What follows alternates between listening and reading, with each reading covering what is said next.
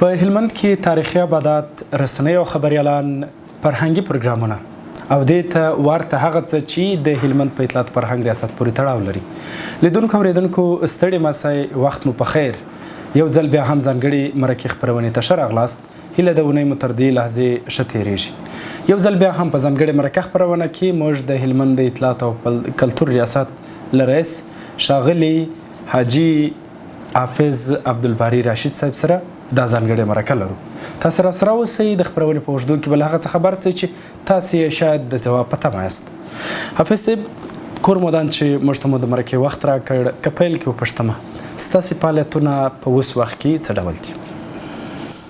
ډېره مننه همت صاحب. لومړی خو تاسو ته او ستاسو د ټلویزیون ټولو لیدونکو ته السلام علیکم ورحمت الله وبرکاتو. زموږ د اطلاعات و کلتور ریاست فعالیتونه الحمدلله په تیرو څه کم 3 کلونو کې د ټولو برخو په منظم ډول روان دي.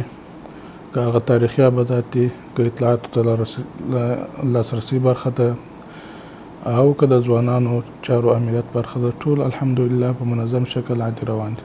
بالکل. حافظ صاحب، تاسو د ځوانانو چارو مدیریت خبره وکړه.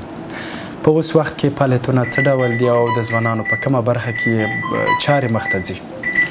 د ځوانانو امنیت اړوند فعالیتونه ډیر دي. دلته موږ په هلمند ولایت کې لومړی خو موږ ځوانانو ته یو د زده کړې وړیا مرکز جوړ کړی دی چې د هلمند ښوونیز مرکز په نامه دی. بالکل. دلته موږ په الحال تقریبا چې اوس 4مه دوره شروع ده انشاءالله. څه باندې 1500 زده کوونکي د هلمند لرو چې موږ دلته کمپیوټر، انګلیسي او عربي زده کړې ورکوو په وړیا توګه. په دې کې ډېر بېوزله یتیمان او هغه کسان چې اقتصادي کمزوري هغو ته په وړیا ډول زده کړې ورکوو. همدارنګه موږ د ځوانانو لپاره بېلابېل پروګرامونه، سیمینارونه، سیالۍ ترسره کړي دي او هم یې په آینده کې په پلان کې لرو. بالکل. حافظ صاحب، په دې وروستیو کې د اطلاعات فرهنګ ریاست له لوري هلمند کې د هلمند د سیند پر غاړه یو 3 ورځنی د قرآن کریم او کتاب لوستلو نندارتون پرانستی و. که پر دې موضوع لږ ډېر تم سو، هغه ځکه چې دا یو ګټور نندارتون و او د هلمند یو ښه انځور و په افغانستان کې، په نور نړۍ کې. دغه څه ډول نندارتون و، د چا لخوا جوړ شوی و او هغه جذبه یې څونه وه؟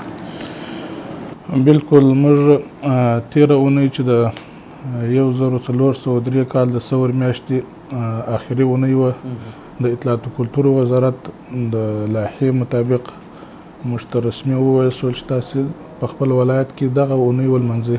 لکه څنګه چې په نورو ولایتو کې دغه د کتابونو نندارتونونه جوړ شول، موږ هم دغه عزم وکړي چې موږ به په هلمند ولایت کې د هلمندیانو لپاره داسې یو نندارتون جوړوو چې مخکې تر دې نه و جوړ شوی.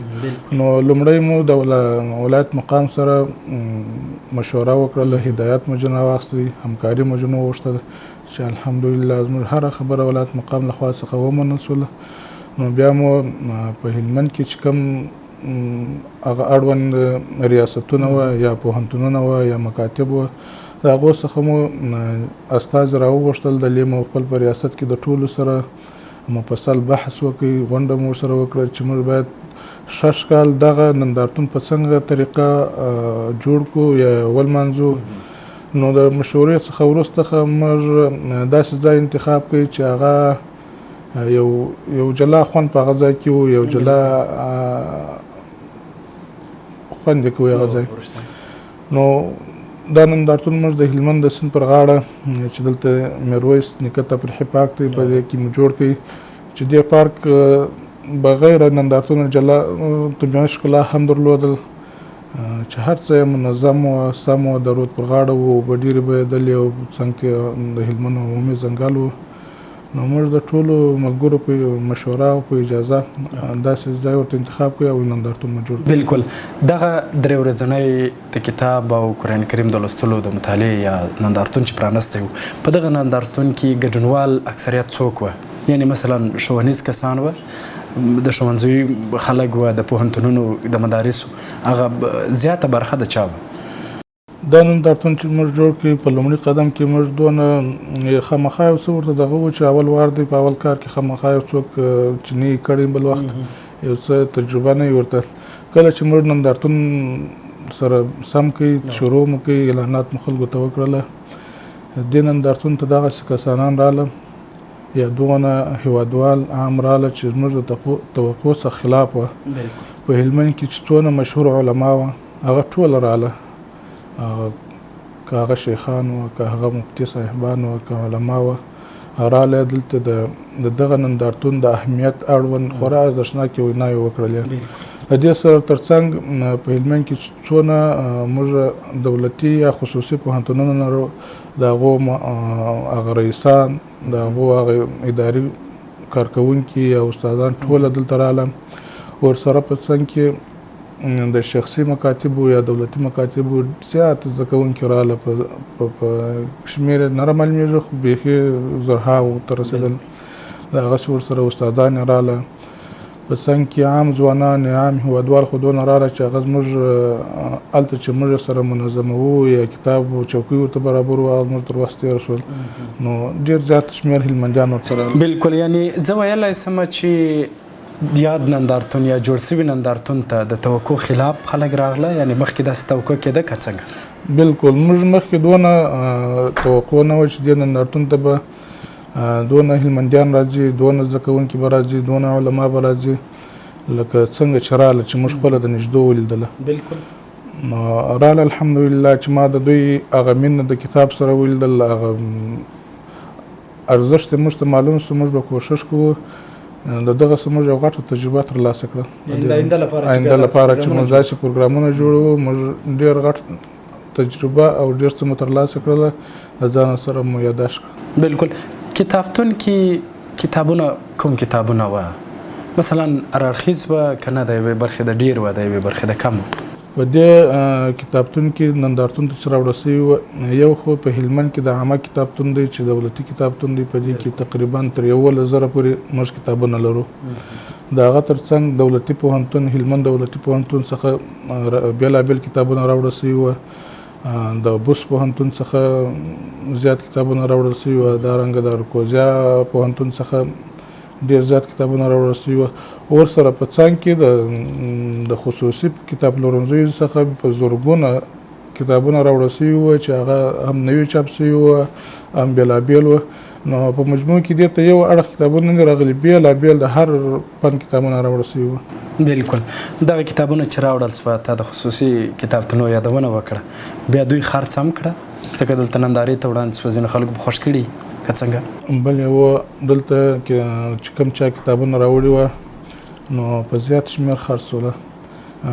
زه به د یو دوه نفرو یادونه وکړم چې زر ټوکه د په هلمند کې چې کوم د نوي عمري شرکت په نامه شرکت دی د دې رئیس راغلی حاجي محمد عیسی عمري نو د دغه کتابتون څخه موږ ته زر ټوکه زموږ د خوښ کتابونه راته رانیول چې ول هر کوم کتاب چې تاسو ته په اوس وخت کې یا کتابتون لپاره ضرورت یې خوښه کوي هغه موږ درته رانیسو درته ډالۍ کوو. د دې سره په څنګ کې یو بل ورور و د حاجي شرف الدین په نامه چې هلمند بارک ساختماني شرکت په نامه فکر کوم یو شرکت لري نو دې هم د خپل ملي احساس له مخې موږ ته د کتابتون ته راغلی ننداره یې هم وکړله کتابونه یې مطالعه کړله. نو د هلمند عامه کتابتون لپاره 1500 جلده داسې کتابونه موږ ته ډالۍ کړه یا راته رانیوله چې هغو ته په اوس وخت کې ډېر زیات ضرورت و. نو هغه کتابونه ولې تاسې خوښ کړي چې څه ضرورت دی هغه لیس راکړي بیا موږ درته دغه کړو. نو هغه کتابونه موږ ته کتابتون ته اوس را رسېدلي دي زموږ په واک کې دي. یعنې کتابتون ته سپارل سوي تر څو عام خلک یې مطالعه کړي. کتابتون ته سپارل سوي دي د هیوادوالو لپاره هلته په کتابتون کې منظم پراته دي هر څوک کولی شي چې راسي مطالعه کړي. د دې دوه غټو لیسو څخه اخوا هم ډېر زیات شمېر هیوادوالو کتابونه رانیوله عامه کتابتون ته تسلیم کړل یا ویوړه د ځان سره خپل د ځان سره ویوړه مطالعه لپاره. بلکل لیدونکو اورېدونکو دا پر هغه کتابتون هغه بحث و چې تاسې وکڅه واورېده حافظ صاحب که راسو یوې بلې برخې ته په هلمند کې خصوصي او دولتي رسنۍ سته او خبریالان کار کوي له خبریالانو او رسنیو مسؤلینو سره مو همغږي یا مثلا هغه نږدېوالی څومره دی؟ الحمدلله په هلمند کې موږ ډېر رسنۍ لرو، هم خبریالان لرو، هم دولتي رسنۍ لرو، هم خصوصي رسنۍ لرو. موږ په هلمند کې د تیرو څه کم 3 کالو کې د خپلو رسنیو سره داسې ګزاره کړې ده، دا دغه مو تر اوسه نه ده کړې چې دا خصوصي ده یا دا دولتي ده. موږ د دوی سره یو رقم روان یو، کوم څه چې زموږ په واک کې هغه د دولتي رسنیو په واک کې ورکوو، هغه د خصوصي رسنیو په واک کې ورکوو، هغه د عامو خبریالانو په واک کې هم ورکوو، هم ورکړي دي. او په آینده کې چې څه مو په وس کې د چا رسنیو خبریالانو څخه نه ګرځو. بالکل. حافظ صاحب، د همغږۍ ناستې شته یا مثلا د همغږۍ څنګه ساتل کیږي؟ که ناستې شته میاشتواره هفتواره څه ډول؟ بالکل. موږ د ټولو خبریالانو سره، د ټولو رسنیو دولتي او خصوصي مسؤلینو سره هره میاشت رسمي غونډه لرو، رسمي ناسته لرو. په دې ناسته کې موږ د تېر شوو میاشتې هغه کوم څه چې مو ترلاسه کړي دي هغه یادونه کوو. راتلونکي کې که څوک څه نظر لري، غوښتنه لري، مشکل لري، هغه سره منځته راوړو، بحث پر کوو. بالکل. خبریالان په اوس وخت کې ډېری وخت پر کوم موضوعاتو کار کوي؟ طبعا به تاسو ته راځي، ستاسو تکلیف غواړي، ستاسو مرکه غواړي. پر کوم موضوعاتو دوی ډېر کار کوي؟ راځي خبریالان پر هلمند خو تاسو ته معلوم نه چې زراعتي ولایت دی، نو دوی اکثره پر زراعت باندې ډېر راپورونه جوړوي، پر پرمختیایي کارونه باندې ډېر راپورونه جوړوي. هغه څه چې کم وخت موسمي یا کم وخت تقاضا پر هغه باندې دوی راپورونه جوړوي. درنو لیدونکو اوریدونکو، تاسې له هلمند ټلویزیونه ځانګړې مرکه خپرونه وینئ او له راډیو څخه یې اورئ. زو لنډې دمې تله دمې وروسته بیرته راګرځو، له موږ سره اوسئ.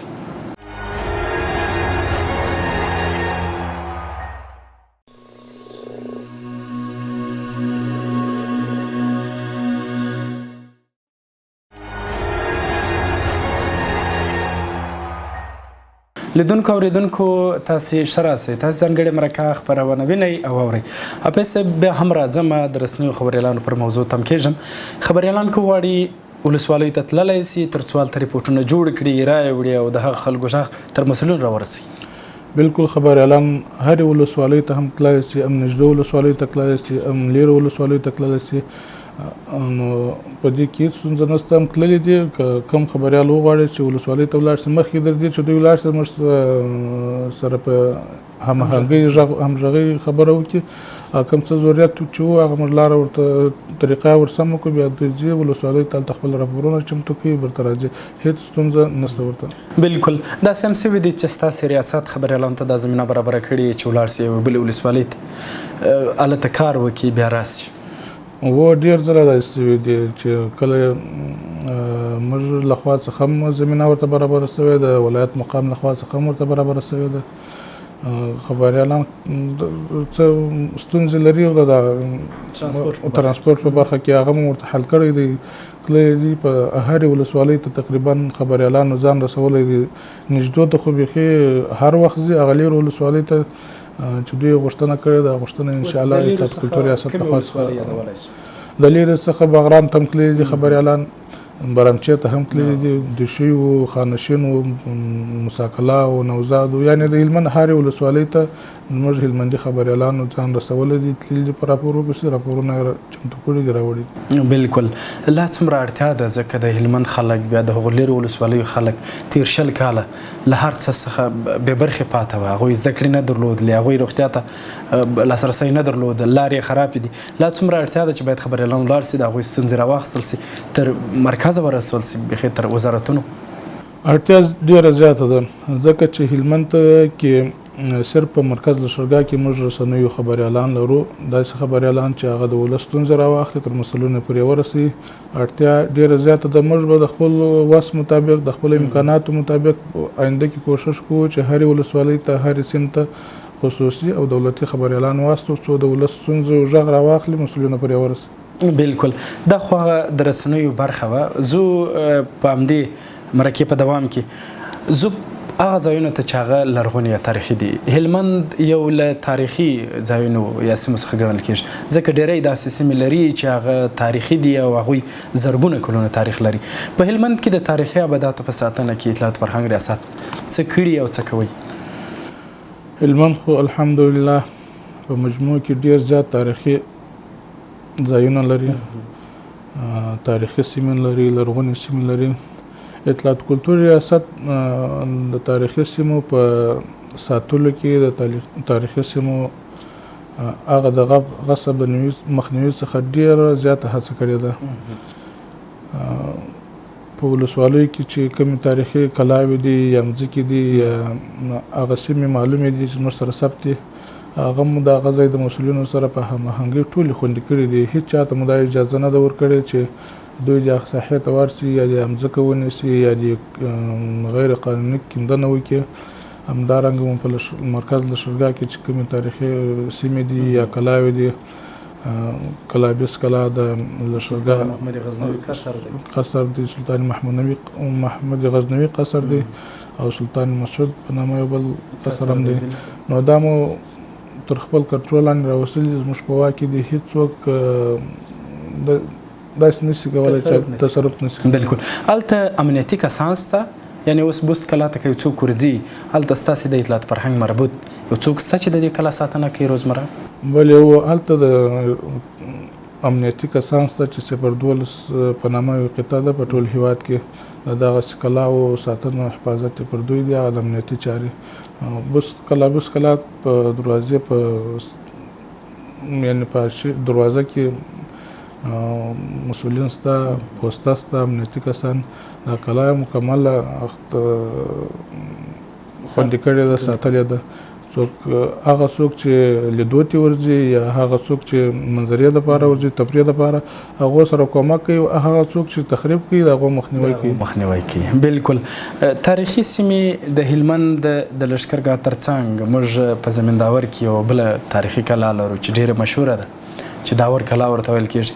هلته هم توجه شوې ده، ځکه یو وخت زه تللی وم په هغه سیمه کې، ځینې خلکو د غصب مسله وه، بیا اطلاعات فرهنګ ریاست فکر کوم هلته مداخله هم کړې. اوس هغه کلا په څه موضوعات کې ده؟ ما مخکې هم یادونه وکړه چې موږ د هلمند په ټولو ولسوالیو کې تاریخي کلاوې لرو.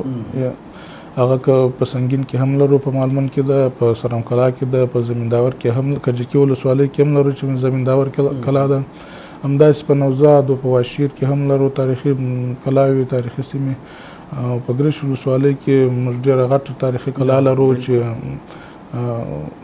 ساتلې مو د حفاظت مو کړی دی. یعنې څوک مو نه دی وپرېښی چې هغه ته تاوان ورسي، زیان ورسي.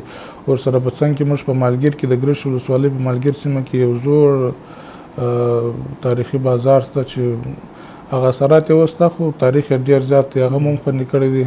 همدارنګه د خانشین په ولسوالۍ کې موږ د خانشین تاریخي کلا لرو چې د دوی د تخریب مخنیوی مو کړی دی. خامخا داسې راغلی دي چې څوک کوښښ کوي چې داسې شاوخوا یې ساحه ونیسي، خو اطلاعات کلتور ریاست د هغه ځای د مسؤلینو په همکارۍ هغه کلا مکمله خوندي کړې ده، چاته اجازه نه ورکوي. همداسې په کرمسیل ولسوالۍ کې شته، په ولسوالیو کې کوښښ کړی د هغه ځای د مسؤلینو په همکارۍ چې خوندي یې وساتي. بالکل.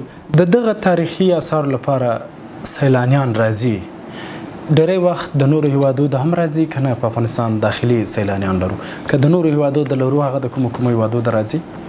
موږ په هلمند ولایت کې چې کوم تاریخي کلاوې یا تاریخي سیمې لرو، تر اوسه پورې مو داخلي سیلانیان لرو، خو ډېر هغه ثبت کړي مو نه دي. داسې نه وي چې دوی ورځي موږ د ځان سره دغه کوو، خو هغه خارجي سیلانیان چې هلمند ته راځي هغه ډېر دغه کلاو ته ورځي.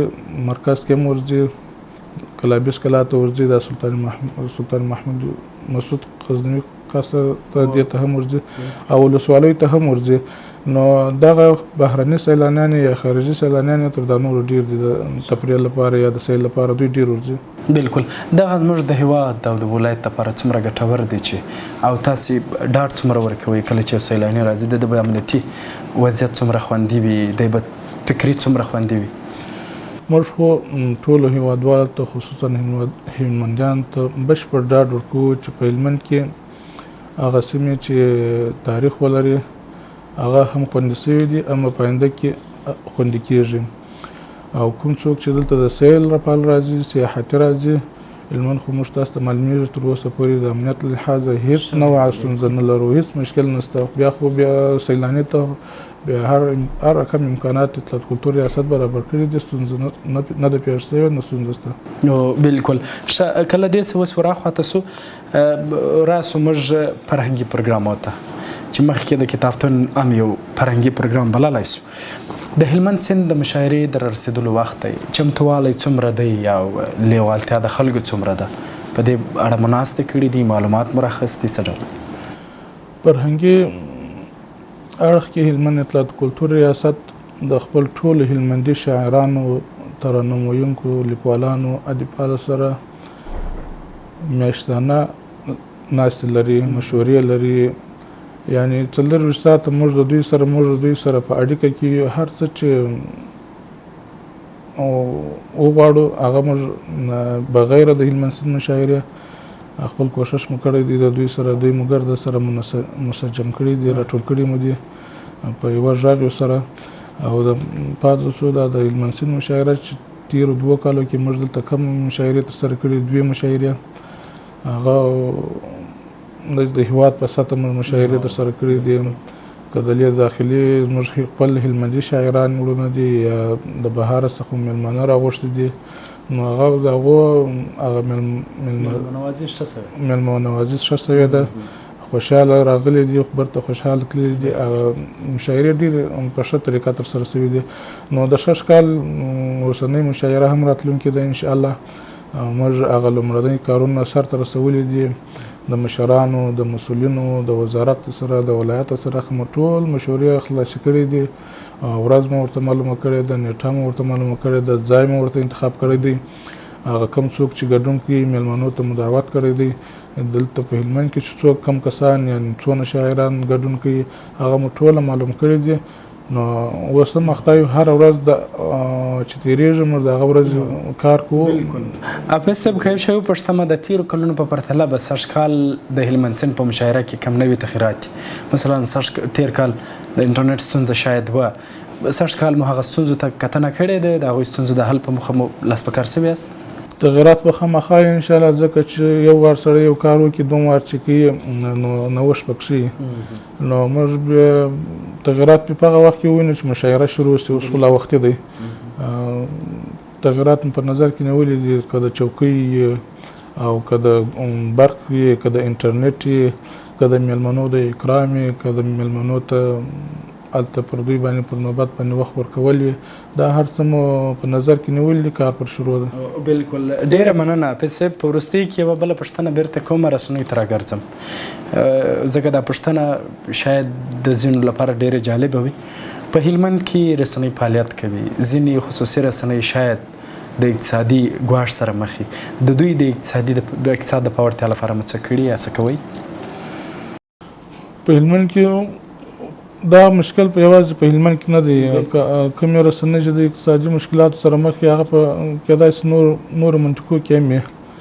موږ خپل د وس چې څونه مو وس وي هغه کومک او همکاري ورسره کوو. د وزارت سره هم د دوی غږ رسوو، ولایت پورې هم رسولو، د دې چې کوم اړوند مسؤلین د هغو پورې هم د دوی غږ رسوو، هم د رسنیو هم د خبریالانو.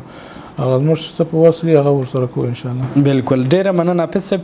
وروستۍ کې مو لیدونکو اوریدونکو ته پیغام څه دی تر څو ستاسې اطلاعات فرهنګ ریاست سره همغږي ټینګه کړي او ستاسې کارونه چې دي په هغه کې چې دوی مرسته کولی شي هغه وکړي؟ یو پیغام ورته څه دی؟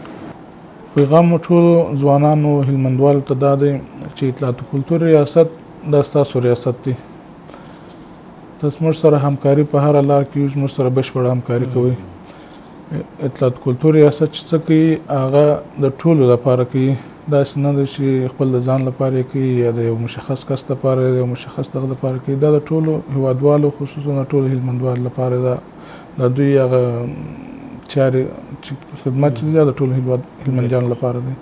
نو زموږ سره د ځوانانو په اړوند دي، که د کتابتون اړوند دي، که په فرهنګي کارو کې، که په اطلاعاتو په برخه کې. موږ د دوی څخه دا غوښتنه ده چې د اطلاعات کلتور ریاست سره خپل د وس مطابق بشپړه همکاري وکړي. ډېره مننه. کور ودان حافظ صاحب چې موږ ته مو د ځانګړي مرکې کولو وخت راکړ او خپل وخت مو تر څو له اورېدونکو لیدونکو سره هغه معلومات شریک کړي چې هغه ډېر اړین او مهم وو. ستاسو څخه هم ډېره زیاته مننه. کور مو ودان خیر ویسي. ډیره مننه. لیدونکو اوریدونکو ځانګړې مرکه خپرونه تاسې لیده او اورېده مو تر یوې بلې اونۍ چې زه نعمت الله همت په خدمت کې حاضرېږم تاسې پر ستر څښتن ته لاس سپارم. ښه وخت ښې چارې د الله په امان.